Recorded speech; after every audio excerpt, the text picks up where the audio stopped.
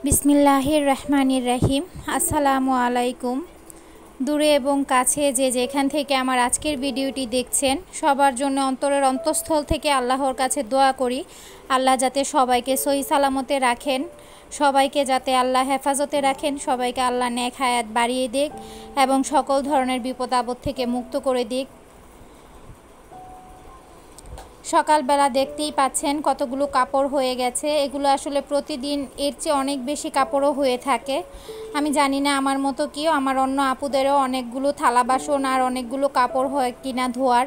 প্রতিদিন আসলে এই কাপড়গুলো বাহিরে ছড়িয়ে দেওয়া এবং সেখান থেকে আনা আবার এনে এগুলো গুছানো, এটা কিন্তু অনেকটা সময় চলে যায়। আর এটা নিয়ে মেয়েদের সাথে দেখা যায় হরহামেশাই কিন্তু কথা কাটাকাটি হয়, কারণ ওরা বাহিরে এগুলো নিয়ে যেতে চায় না, মেলে দিতে চায় না, আবার আনতে চায় না, আবার যদিও আনে তাহলে এগুলো তো গুছানোর নাম একেবারেই নেয় না। তো দিন শেষে যাই হোক, ওর বাবা বাসায় থাকলে ওর বাবাও গুছিয়ে দেয়, আর আমি সময় পেলে আমি গুছিয়ে ফেলি, যেহেতু আমার গুছানোটা একটু তাড়াতাড়ি হয়ে থাকে। তো আমি আসলে সময়টা না পেলে দেখা যায় ওর বাবা যদি বাসায় থাকে সে এক ফাঁকে গুছিয়ে নেয়।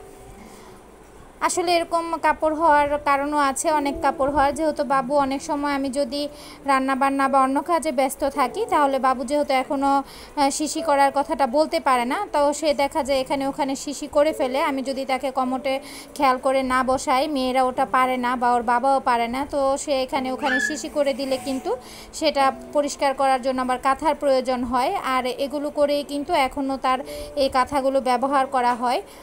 আর রাতে তো সে ডাইপার পরে ঘুমায়, সে কারণে রাতে কিন্তু কাঁথার প্রয়োজন হয় না। আর ছোট মানুষ তাদের কাপড়, আর মা মেয়ে তিনজনের যদি 3টা করেও জামা হয় তারপরেও কিন্তু 9টা জামা, তো এটা প্রতিদিনের হয়েই থাকে, সেই সাথে এক্সট্রা ধোয়ার তো থাকেই। তো সব মিলিয়ে কিন্তু অনেক কাপড় হয়ে যায়। তো এই তো আপনাদের সাথে কথা বলতে বলতে আমি কিন্তু কাপড়গুলো গুছিয়ে নিচ্ছিলাম। ভিডিওটা কিন্তু মেয়ে করে দিয়েছে, কিন্তু সে কাপড় গুছাবে না। মানে কাপড় গুছিয়ে তাদেরকে যদি ডাকি যে যার যার কাপড় নিয়ে যাও, সেটাতেও কিন্তু তারা অনীহা প্রকাশ করে। আগে বাবু যখন ছোট ছিল বা পেটে ছিল তখন কিন্তু এই কাজগুলো তারা করেছে, মানে বড় মেয়েও করেছে বা ছোট মেয়েও করেছে, কিন্তু এখন দুইজনের একজনও করে না। তাদের এখন খুবই আলসেমি লাগে। আর আমরা তো মা, আসলে আমাদের কোনো অলসতা নেই, আমাদের কোনো ক্লান্তি নেই, আমাদের আসলে করতেই হয় যত কিছুই হোক। অসুস্থ শরীর নিয়ে হলেও কিন্তু কাজগুলো করে নিতে হয়, কারণ সংসারটা তো আমাদের। আর আমাদের যে দায়িত্বটা সেটা কিন্তু আর মেয়েদের কাঁধে থাকে না।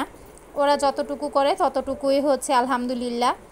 তো এখানে আমি সকালে খাবারের জন্য ভাতের সাথে ভর্তা বানাবো। ভর্তাটা আসলে মিষ্টি কুমড়ার করব, সেজন্য সামান্য একটু কিন্তু আমি সরিষার তেল দিয়েছি আর একটুখানি লবণ দিয়ে মিষ্টি কুমড়াগুলো জাস্ট একটু মেখে নিয়েছি। এখন এগুলোকে আমি চুলার আঁচটা কমিয়ে এপাশ ওপাশ করে একটু সময় নিয়ে সিদ্ধটা করব, যাতে করে এটা সেদ্ধ হয়ে যায়, একেবারে সফট হয়ে যায়।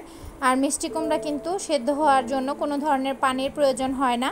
যেটুকু তেল দিয়েছি এইটুকু তেলের মধ্যে জাস্ট ঢেকে দিলেই কিন্তু এপাশ ওপাশটা সুন্দর মতো হয়ে যাবে।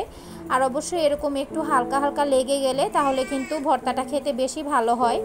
তো আপনারা চেষ্টা করবেন একটু একটু একটু পোড়া পোড়া ভাব চলে আসে তারপর উল্টিয়ে পাল্টিয়ে নিতে। তো মিষ্টি কুমড়া ভর্তাটা কিন্তু আমি প্রথমবার করেছি, তো সেই সুবাদে কিন্তু ভালো লেগেছে আলহামদুলিল্লাহ। সবসময় মিষ্টি কুমড়া ভাজি খেতে ভালো লাগে না, সেইখান থেকেই কিন্তু চিন্তা করে ভাবলাম যে তাহলে এবার মিষ্টি কুমড়া ভর্তাটা করে নেই। কিন্তু আমি ভর্তাটা করে আসলে ওর বাবাকে খুব বেশি মিস করছিলাম, কারণ ভর্তাগুলো সেই বেশি খায়, সে আর বড় মেয়ে খায়, তার ভর্তা জিনিসটা খুবই পছন্দের। ভর্তা সে প্রতিবেলাই খেতে পারে। তো ওই দিন আসলে সে বাসায় ছিল না, মা মেয়ে 3জনই খেয়েছিলাম, তো সে কারণে তাকে খুব মিস করা হয়েছিল। আর ভর্তাটা আমি বাটনায় করে নিব। তো এখানে আমি পেঁয়াজ দিয়ে দিয়েছি পরিমাণ মতো। পেঁয়াজটা আসলে একটু বেশিই দিতে হয় মিষ্টি কুমড়া ভর্তার মধ্যে, তো আমি এখানে একটু বেশি পরিমাণেই পেঁয়াজ নিয়েছি, বড় সাইজের 2টা হবে। আর এখানে পরিমাণ মতো মানে যে যেরকম ঝাল খাবেন সেরকম ঝাল অনুযায়ী কিন্তু শুকনো মরিচটা দিতে পারেন। তো আমি মরিচ যেহেতু সবসময় একেবারে তেলে ভেজে তারপর আসলে একটা বোতলে ভরে রাখি, তো সেক্ষেত্রে আমি সেখান থেকে নিয়েছি। ওটা গুঁড়া করাই ছিল, আর এক্সট্রা করে গুঁড়া করতে হয় না, কারণ ভর্তা কিন্তু 2-1 দিন পরপরই বানানো হয়। তো প্রতিবার মরিচটা নতুন করে আবার ভেজে নেওয়া আবার গুঁড়ো করা, এর চাইতে কিন্তু এভাবে করে নিলে ভালো হয়। আর চটজলদি হয়েও গেল আমার সেই সুস্বাদু ভর্তা। বাসায় ট্রাই করে দেখতে পারেন যারা খাননি, আর আমার যেসব আপুরা পারেন তারা তো পারেনি। তারা অবশ্যই জানেন যে এটা যে কতটা মজার হয়ে থাকে। আসলে বেশ কিছু দিন কিন্তু চলে গেল মন খারাপ নিয়ে। ওই প্রথম কতদিন ছিলাম খুব বেশি উদ্বিগ্ন, কখন কি হচ্ছে, কিভাবে হচ্ছে, কার উপর কি হচ্ছে, দেশের কি পরিস্থিতি হবে সেগুলো নিয়ে। আর এখনও কিন্তু সেই তাদের চিন্তাটাই লেগে আছে, আসলে তাদের কি অবস্থা হবে। যারা মারা গেছে তাদের জন্য অন্তরের অন্তঃস্থল থেকে দোয়া রইল, আল্লাহ যাতে সবাইকে শহীদের মর্যাদা দান করেন, সবার পরিবারকে ধৈর্য দান করেন।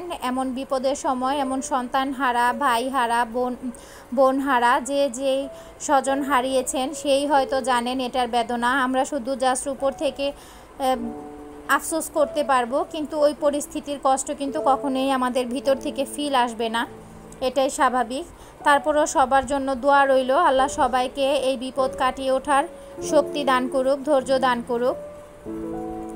মন ভালো থাকুক আর না থাকুক, যেহেতু আমার ছোট বাচ্চাও আছে, তো সেক্ষেত্রে কিন্তু আমার রান্নাবান্নাগুলো করতেই হয়।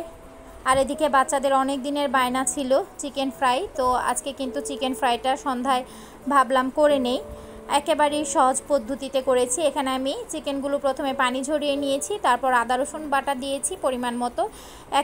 আমার আসলে এখানে যে কয়েক টুকরা ওটার অনুপাতে আমি নিয়েছি, 1-1.5 চামচের মতো হবে। তারপর টমেটো সস, সয়া সস দিয়ে দিয়েছি, এটাও আমি আন্দাজ মতোই দিয়েছি, আন্দাজ মতো কিছুটা লবণ দিয়ে দিয়েছি।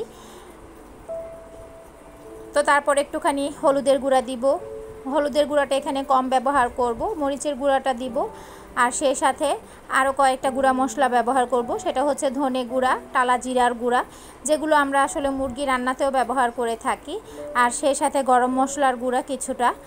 এগুলো আসলে দিলে হয় কি চিকেনটা থেকে কিন্তু খুব সুন্দর একটা ফ্লেভার চলে আসে।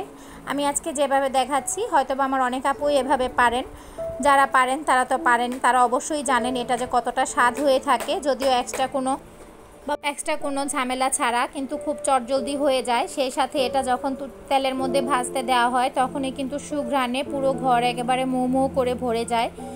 তো আসলে এভাবে করাটা অনেক বেশি ইজি হয়ে যায়। তো এইভাবে এখন আমি সবগুলো মশলা মেখে কিন্তু 1 থেকে 1.5 ঘন্টার জন্য ম্যারিনেট করে রেখে দিব। কেউ চাইলে এখানে একটু সামান্য লেবুর রসও ব্যবহার করতে পারেন। তো এরপর আমি এখানে ময়দা নিয়ে নিয়েছি 1/2 কাপের মতো। তো ময়দার মধ্যে সামান্য একটু লবণ দিয়েছি, সামান্য একটু হলুদের গুঁড়া ব্যবহার করব, সামান্য একটু মরিচের গুঁড়াও ব্যবহার করব, ধনে গুঁড়া দিয়েছি সামান্য একটু, মানে ওই যেই গুঁড়া মশলাগুলো আমি প্রথমে চিকেনের সাথে দিয়েছি সেখান থেকে সামান্য অল্প অল্প করে কিন্তু আমি এখানেও দিয়ে দিচ্ছি। এই 4টা গুঁড়া মশলা এখানে অ্যাড করলে এটা কিন্তু ভালো লাগে, উপরের যে কোটিংটা হয় সেই কোটিংটা থেকে একটা ভালো ফ্লেভার আসে, ভালো টেস্ট পাওয়া যায়। তো এরপর পরিমাণ মতো পানি দিয়ে একটা ভালো ব্যাটার তৈরি করে নিব, যেই ব্যাটারটা আপনি আঙ্গুল দিলে আঙ্গুলে লেগে থাকবে। আমরা যেরকমটা করে থাকি বেসন দিয়ে ওরকমটাই কিন্তু হবে। তো এখানে তেলটা গরম হয়ে গেছে, এখন আমি চিকেনগুলো দিয়ে দিব।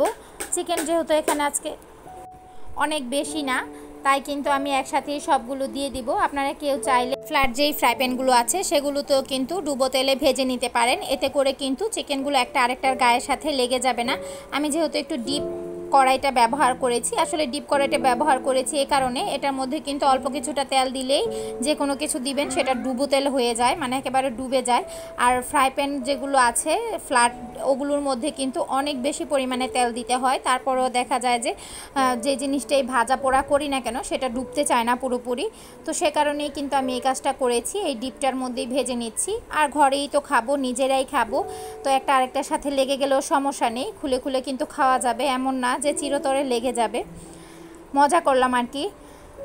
তো এই তো আপনাদের সাথে কথা বলতে বলতে আমার চিকেনগুলো কিন্তু ভাজা হয়ে গেছে। আমার কিন্তু ভয়েস ওভার দেওয়ার সময় চিকেনগুলো দেখে আবার খেতে ইচ্ছে করছিল। এরই মাঝে কিন্তু ভিডিও ছাড়াও আরও একদিন ওর বাবাকে আমি পুরো আস্ত একটা চিকেন এভাবে করে খাইয়েছিলাম। তো সে কিন্তু বলছিল তার পুষ্ট ছিল না, তার আবার খেতে ইচ্ছে করছিল। তো দেখতেই পাচ্ছেন চিকেনগুলো কতটা ইয়ামি হয়েছে। বাসায় ট্রাই করে বাচ্চাদেরকে খাওয়াবেন এবং অবশ্যই আপুকে কমেন্ট করে জানাবেন। আজ এ পর্যন্তই, আল্লাহ হাফেজ।